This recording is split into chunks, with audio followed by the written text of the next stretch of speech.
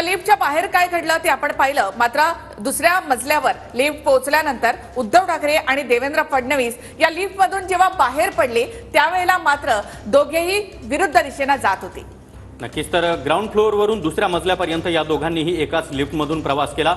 लिफ्टच्या बाहेर उभे असताना या दोघांमध्ये काही काळ संवाद झाला, हास्यविनोद झाला।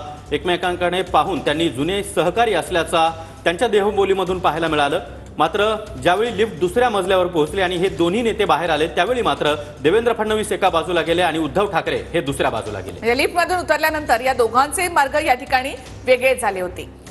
तर त्यामध्ये शिरसाटांनी प्रतिक्रिया दिली की एकमेकांना बघून यांनी डोळे मारले असावेत असं शिरसाट यांनी म्हटलेलं आहे। दरम्यान पत्रकारांनी देखील उद्धव ठाकरे यांना याच संदर्भात प्रश्न केला। त्यावेळी मात्र उद्धव ठाकरे म्हणाले की उद्यापासून मी काळा गॉगल घालून येतो। तर शिवसेनेमधल्या फुटीनंतर उद्धव ठाकरे फडणवीस यांच्यामध्ये संवाद झाला नव्हता। दुसऱ्या मजल्यावर उतरल्यानंतर आपण पाहतो की लिफ्टमधून बाहेर पडल्यानंतर दोघांचेही मार्ग वेगळे झाले होते। देवेंद्र फडणवीस डाव्या बाजूला तर उद्धव ठाकरे उजव्या बाजूला वळले। नक्कीच तर ही दोनही दृश्य आपण पाहतोय लिफ्टमध्ये जात असतानाची आणि दुसऱ्या मजल्यावर लिफ्टमधून बाहेर पडतानाची।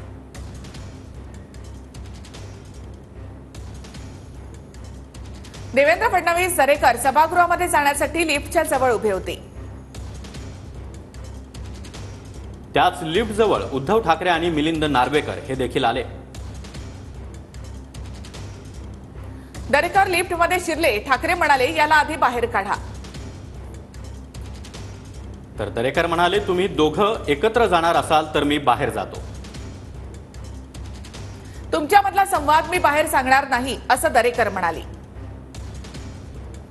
ठाकरे दरेकरांना म्हणाले आधी तू बाहेर ये। तर माझा ओठावर एक आणि पोटात एक असं नसतं, दरेकरांनी देखील मिश्किल वक्तव्य केलं। मी देखील सोबत येतो असं दरेकर उद्धव ठाकरेंना म्हणाले। या संभाषणानंतर ठाकरे फडणवीस दरेकर नार्वेकर एकाच लिफ्टमधून गेले। लिफ्टमधून बाहेर पडल्यानंतर मात्र उद्धव ठाकरे आणि देवेंद्र फडणवीस हे वेगवेगळ्या दिशेने गेले।